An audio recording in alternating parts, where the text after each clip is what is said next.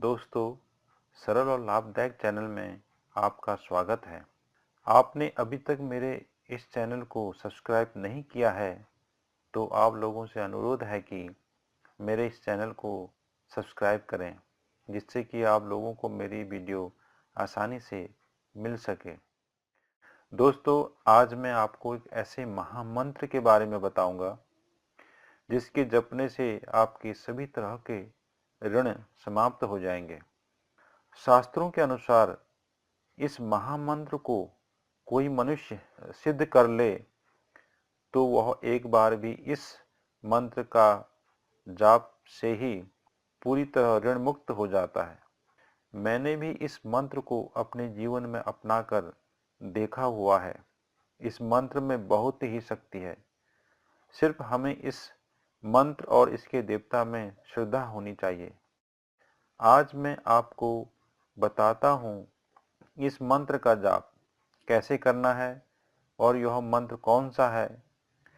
यह ऋण दूर करने तथा दरिद्रता नाश के लिए सर्वोत्तम मंत्र है।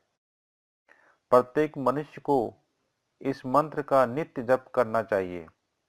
अगर आपने किसी निश्चित ऋण को समाप्त करने के लिए यह मंत्र का जाप करना है, तो आप शुक्ल पक्ष के किसी भी बुधवार को शुभ मुहूर्त में इस मंत्र का संकल्प लेकर एक माला मतलब 108 बार 21 दिन तक सुबह और शाम जाप करें। उसके बाद इस मंत्र का रोज 11 बार जप कर सकते हैं। आप देखेंगे कि जैसे जैसे 21 दिन खत्म होने वाले होते हैं, आपको लगेगा कि ऋण से मुक्ति के रास्ते निकल रहे हैं। यह मंत्र बहुत ही असरदार है। बस आपको पूरी श्रद्धा से इसे करना है। आइए शुरू करें।